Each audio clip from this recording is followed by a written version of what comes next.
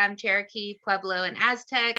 So happy Native American Heritage Month. I serve on the board of directors out of the Baltimore American Indian Center. I live in the Baltimore area, which is the lands of the Piscataway and Susquehanna. And my group, Indigenous Strong, got Indigenous Peoples Day passed for Baltimore City last year. Let's not pass over that. Woo-hoo! Yes.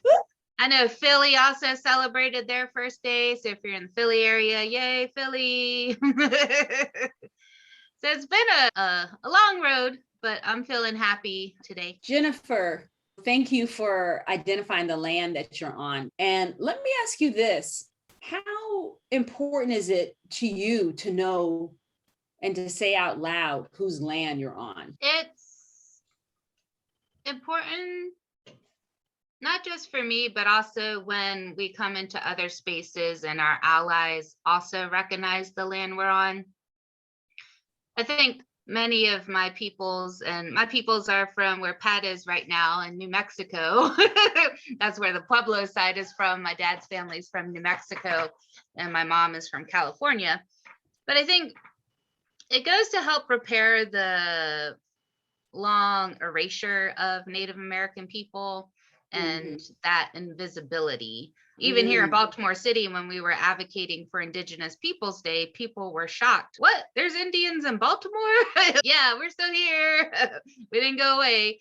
But oftentimes Indians or Native peoples or First Nation peoples are, it's like a historical context, like that was in history way long ago. And people don't realize that there is a big still Indigenous populations across the Americas. Yeah. And I just want to notice that when you talked about the erasure, that I just want to say out loud that I did feel sadness, and I noticed the sadness in your voice. So I just want to give space for that. Yeah. The heart is big enough to hold sadness. And Jennifer, when you say the names of those peoples, the Piscataway, the Susquehanna, for you, do you notice, or you talk about Pueblo, I just wonder, do you notice anything in your body? Does anything happen for you when you say those words or say your heritage out loud? I feel connected because I personally know people. So when I say Piscataway, I think of the people that I actually know, like Gabby and Peter. Right now, the Piscataway, with Biden just signing the new national recognition of Native American Heritage Month, the Piscataway were posting some different things on Facebook. So they live in Southern Maryland and DC. So it just brings to mind friends that I know. When I say Pueblo, it reminds me of New Mexico. And although I haven't been back to New Mexico in many years, I just think of the people that I've met along my journey. And so it makes me feel proud. Yeah, makes you feel proud. I just feel like there's something for us, for those of us who don't have Indigenous heritage, just something for us there about knowing names of who the land belonged to, but also connecting it to people. And so thank you for that little gentle modeling you just did for us. And I noticed that when you talk about getting into the heart, I thought that I was pretty compassionate and all that good stuff, but I realized that I was often stuck in my head and feeling disconnected. So that's why, like I said, connection is really important, and I have to actively work at connection. So realizing that I'm not always in my body, I'm not always checking in, has been a real learning lesson this year. And as I've been checking in and getting more connected, I found that a lot of synchronicities were happening. And one of the big synchronicities that I briefly mentioned is that I met someone and was just chit-chatting about my story and getting to know them. So she asked me to be the keynote speaker from Turtle Island over in South Africa. It's a conference for artists who are committed to social transformation. And so I'm really honored to be going. I'll be telling my story and leading a workshop called Spread Your Wings, The Courage to Fly. It's a program I wrote a few years ago that explores the life cycle of a butterfly. And we work with music, dance, art, drama, and I highlight Indigenous arts because, again, like I said, oftentimes African, Native American, Polynesian arts have gone invisible in the universities or in what's considered like when you're studying art and art history and all that good stuff. So I'm bringing that to the table. And so I'm really excited to have that opportunity to be an ambassador for my people. I'll be giving the keynote at Constitution Hill, which is a historic site that used to be a former prison where Mandela and Gandhi and other people are. So I'm just really been reflecting on all this great stuff. Okay, so now I got to dive in there. So first of all, so you said you just have me talking to someone and from a single conversation, will you be our keynote? How does that happen? Synchronicity. I happen to be wearing my little butterfly earrings that day. And it comes from being open, like just being curious about people. And it was actually that day we had gone to another festival, met another woman who's an intuitive artist. She happens to be coming on my team as an ambassador. I failed to mention, once I got invited to be a keynote speaker, I invited people that I knew in the community to help co-create this program. And so it's been, like I said, I'm stepping up into this big role and holding this huge space that I've never held before. And that confidence has come from the simple little steps of connecting and doing the hard work each day. So you had that synchronistic moment where this woman's, oh my gosh, will you be our keynote? And you said yes, and that you were going to be the ambassador from Turtle Island. Yes. To make this historic connection yes. with Indigenous people. And you have all that water on your body today. Yeah. Yeah. So you're going to be crossing the oceans. Yes. So I guess I just wonder, I don't know, something about saying yes, Jennifer, like it takes confidence to say yes. Yes. What I found, and it was funny on my timeline, you know how memories pop up. And so a few years ago, I had ran an initiative to sponsor 50 chemo care packages. I was working at Johns Hopkins at the time, and it cost about $20 for each care package. And so I made a commitment. I said, I will raise 50 chemo care packages. Wasn't sure how I was going to do it. And I was rewatching this video where I talk about I had only maybe raised enough for 25 bags by that weekend. And I talk about how your word activates something. Taking action activates something. So I did meet my goal of the 50 chemo care packages. And I was just reflecting because now I'm very close to my goal of sponsoring my team. However, it was like a tremendous thing, like raising $40,000 to $60,000. I think I've raised about 25 or something. We have about 10,000 more to go. So it's like when you're swimming in the ocean, you've come so far, but you're not there yet. And then you're looking over there, oh man, I'm so tired. But you look at the starting point, like there's no way you're going to go back to the starting point. So my friend said, you just got to keep swimming. I was like, okay, like not really sure how this is all going to play out, but something about giving your word, activating it, having the intention, and then aligning your emotions with that.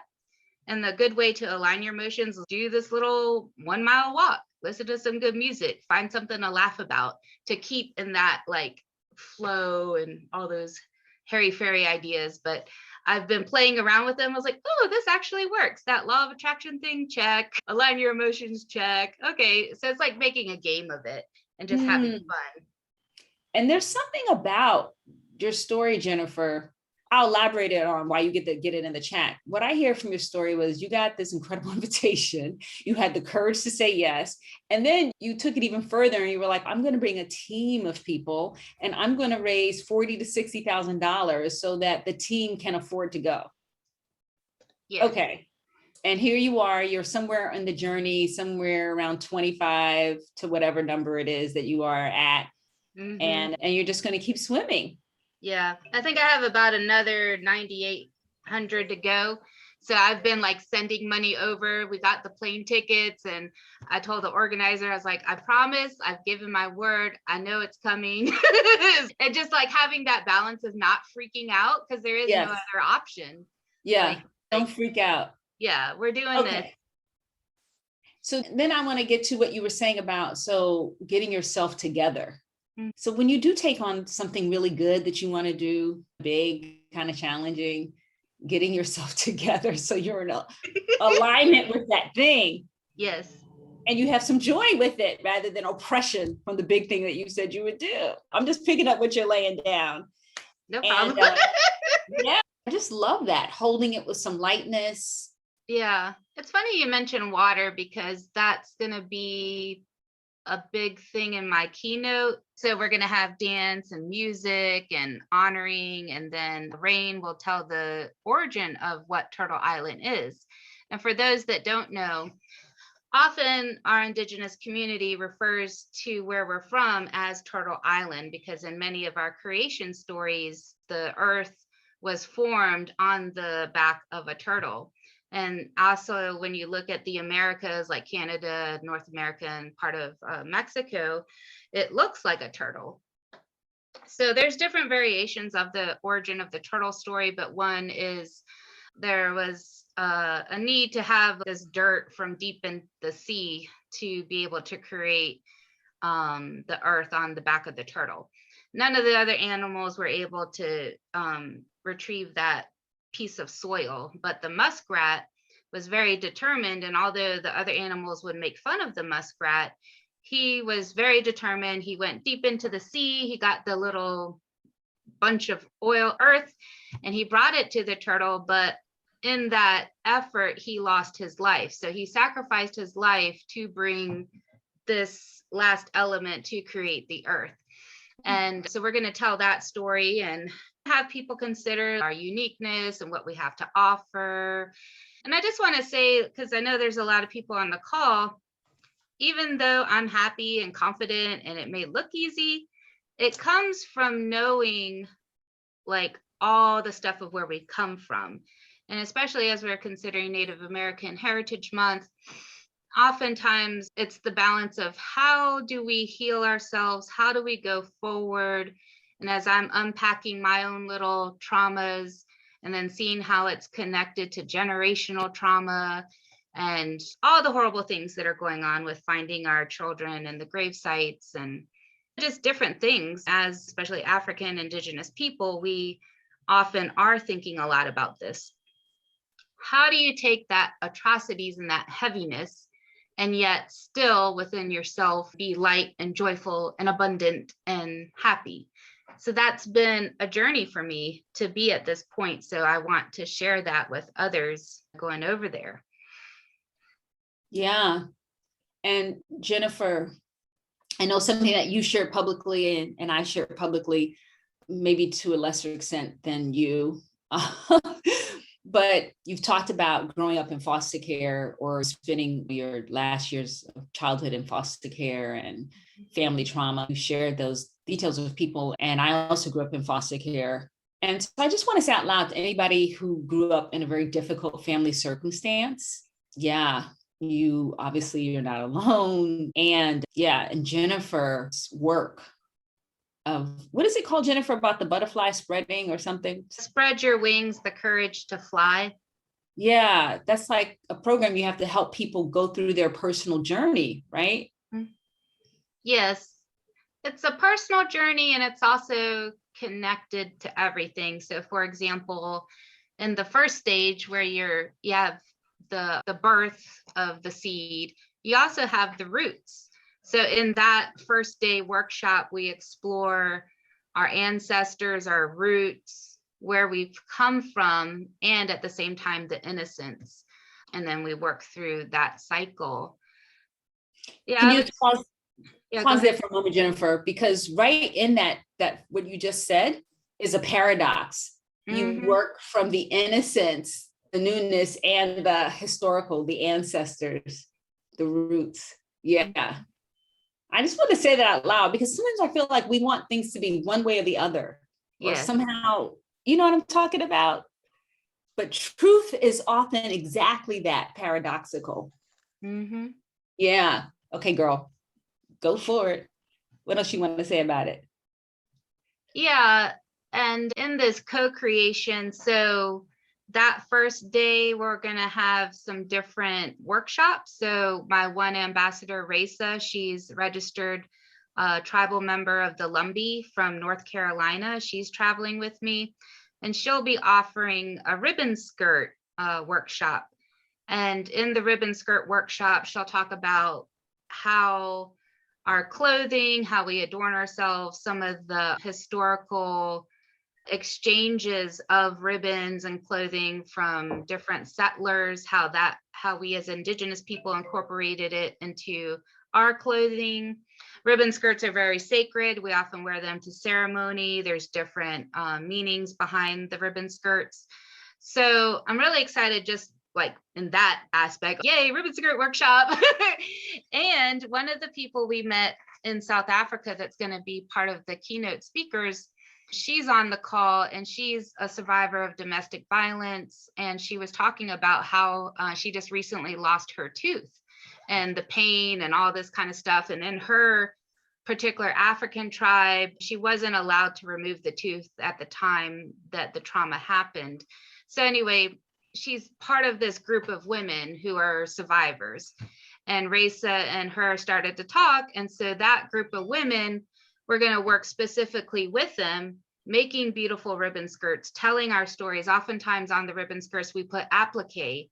We maybe put elements or animals or different things that we're feeling. So it's similar to like the African American quilting traditions and Hawaiian quilting traditions, that handicrafts and women's work were oftentimes a time for bringing the women together and telling secret messages and stories within our clothing. So I'm really excited about working with other survivors. But yeah, as I was saying, when you mentioned foster care, and again, as I've unpacked, I'm a survivor of rape and incest, and I graduated from foster care. As far back as I remember, I was 4 years old. So I've always had that memory of some abuse happening. And it wasn't just my father, but 8 other people in the neighborhood. And if anybody's experienced that trauma, I just want to let you know that you are seen, you are heard, you're not alone, and to take care of yourself in this moment. And I want you to know that I'm okay. You know, I've worked through a lot of things to not be sad for me per se. But I just wanted to share that with you. And then I think the hardest part was I lived in foster care from age 14 to 18. So became very good at conditional love. So if you get good grades or you please the parents and you get the little check marks and the praise, you were good. But it was difficult because I wasn't allowed to really express myself like my Indigenous culture. I lived with a white retired military family. So very loving people. They did all the right things. My first family treated me like a dishwasher, but the second family was a lot better. But it was very structured. So as an adult, without having a structure or navigating how to make decisions like buying a car, how to manage my student loans, then I was married. I found it very difficult because I was like always asking permission to do stuff. So I feel happier now that I've worked through all the like codependent and depression, anxiety. And I don't mean to make light of it, but I feel a lot lighter now. And for whatever stage that people may be on their journey of untangling that, again, I just want to say you're not alone. Oftentimes I've felt so alone, and it's even Monday, not this Monday, last Monday, I was having anxiety about the trip. Oh my goodness, who did I think I was? Like organizing all these ambassadors, my whole team's counting on me. Will I bring the money in? How are we going to get supplies? So all those worries and doubts, I had to cry it out, have my little anxiety kind of thing, but then get right back up. And there's tools that we can learn along the way to do that. Yes. Thank you for just letting us know, saying everything that you just said out loud, Jennifer. I appreciate it. I appreciate you saying that people don't have to feel sorry for you or worry about you. Because I heard you say I'm perfect. I heard that. You did. So, Hey, hey. so I'm I want, perfect. You're perfect. You're perfect. yes, exactly. We can all be perfect. There doesn't have to only be one of us. I know. And I want to, because we only have a couple more minutes, I want to lift up something, because just what you're talking about, a family and your personal family history, and then of course the history of Native peoples, of Pueblo, of your mama's people. So like you said, some of us are walking with these heritages of a lot of trauma, probably many of us, meaning on this call, right? So I was talking to this tree yesterday or 2 days ago, beautiful, very green, evergreen of some sort, wasn't white pine. And everything else is drying because we're in fall in the Northeast. But this one was so green and looked a little young. And so I said to it, wow, how can I be like you, so green? And she said, I don't hold the past. Mm. And I said, yeah, but what about your roots? And she said, oh, that's how I give it to the earth to hold for me. Mm. So I've just been like meditating on that, Jennifer. Wow. Yeah, letting the earth hold more for us. I'm a marketing coordinator at a Jewish organization. We're like a retreat center with an organic farm. So I've been really participating in a lot of the different Jewish things happening over here. One thing I really love is that they have a holiday called Tu B'Shvat, which is the birthday of the trees. And I've been exploring that as I've looking at the trees. I've been drawing more trees and doing more artwork and exploring this whole theme of our roots. And even some trees, like they can grow on a split of a rock. It's like, how is that little tree in a crack of a rock or a concrete? It's still, I'm going to grow, I'm beautiful. So it's really powerful. And there's some books like Braiding Sweetgrass, which is an Indigenous book I recommend, some other books of how trees communicate with each other. There's actually science behind all this. So I was really fascinated with Braiding Sweetgrass to learn how the trees communicate underground and let each other know if there's a virus on one of the trees and all sorts of fun stuff. So Jennifer, do you want to give people a way to stay in touch with you? Yes, I'm always on Facebook. So if you're on Facebook, you can friend me, send me a message. My name on Facebook's Jennifer Folayan. I also post things on my YouTube channel. So it's all underneath my name. I've been holding different conversations from Turtle Island. So if you go to YouTube, you can see some of the previous ones that I held where we have like little discussions. All right. So if you want to stay in touch with Jennifer, take a moment to say thank you.